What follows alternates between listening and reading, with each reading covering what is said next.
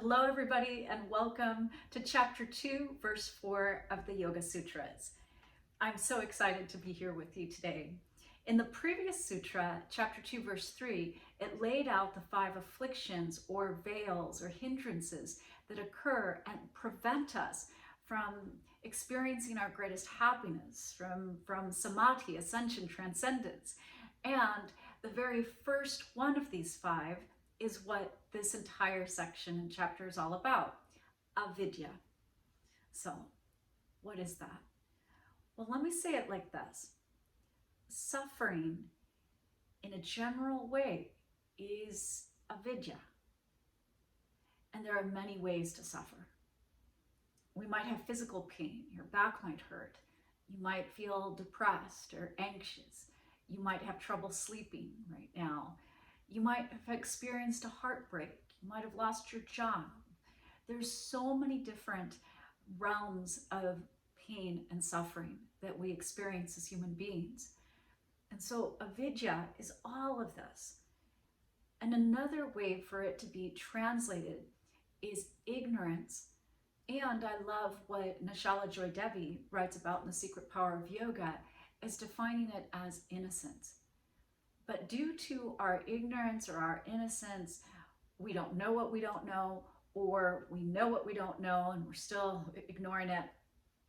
We suffer. So we are the cause of our suffering. And now this is really wonderful news in the sense that that means you have responsibility for your happiness. You get to choose happiness every single day. You get to choose not to suffer. Let me say that again. You choose not to suffer. It's up to you. Or you could also choose to suffer and stay in a state of avidya. And the other 4 veils, illusions, causes of suffering are related to avidya. They all come from the seeds of avidya. So we look at this one with all its potency. So ask yourself right now, why do you suffer? Even write that down if you wish. And then write down, what are the causes of your suffering? What do you think they are? And then put your hands over your heart, take a deep breath in, and realize that all of those things that you could write down that pushes responsibility away and blame storms, circumstances, things and people, that actually it comes back to us. Because when we're in a state of avidya, we may see the unreal as real. We make stuff up. Yeah? We may actually start to convince ourselves that they're the cause of our suffering, and that situation is the cause of our suffering. We believe it. Why? Because a pattern develops and it becomes such an ingrained mental habit or behavioral habit that we think it's real. We think it's true when it's actually not.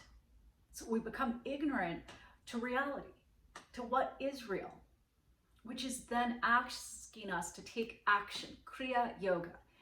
It is very clear that we have to do something in order to break the habit, to stop the attachments, to no longer find ourselves being the cause of our own suffering.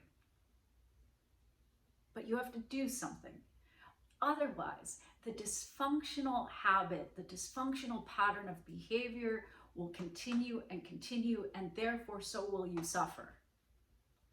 But at any point, you could decide, I want to change. So this is amazing.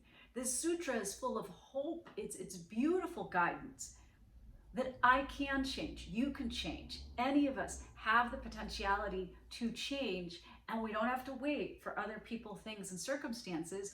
We can decide to change right now and stop suffering. Are you ready for that? Are you ready to understand what is real and not real? And I love what Gary Kraftsau writes about as a metaphor, like a little story. to better exemplify this point, he says the greatest example is looking in a mirror. What do you see?